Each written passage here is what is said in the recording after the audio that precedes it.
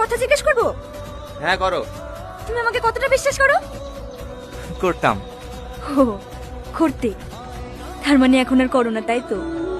আসলে কি জানো তো, এই 15-16 বছর বয়সটা না অনেক খারাপ। কোনটা ভুল কোনটা ঠিক বোঝার কোনো ক্ষমতাই থাকে না। কেউ একটু মিষ্টি করে কথা বললেই মনটা তার প্রেমে পড়ে যায়। ঠিক এই ভুলটাই 2 বছর আগে আমিও করেছিলাম। পরে জানতে পারি ওই মানুষটার চরিত্রই খারাপ। ওর আরো 3-4টে গার্লফ্রেন্ড আছে। সেটা জানার পর থেকে ওকে আমি ঘেন্না করে ওর সাথে কোনো সম্পর্কও রাখিনি। এইসব কথা তোমাকে বলছি কেন? তুমি কোনো চিন্তা করো না, আমি বাড়ি গিয়ে বিয়েটা ভেঙে দেব। তোমাকে কোনো দোষ নিতে হবে না। তুমি যাও, আমি টোটো ধরে বাড়ি চলে যাব। টোটোই করে বাড়ি গেলে তোমার স্বামীর দুর্নাম হবে না? শাশুড়ি মা বলবে জামাই এসে মেয়েকে নিয়ে গেল, মেয়ে টোটোই করে আসছে কেনে?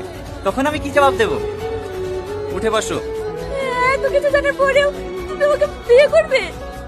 ধুর পাগলি, মন থেকে তো বউ হিসেবে সেই দিনে মেনে নিয়েছি যেদিন তোমায় প্রথম দেখেছি।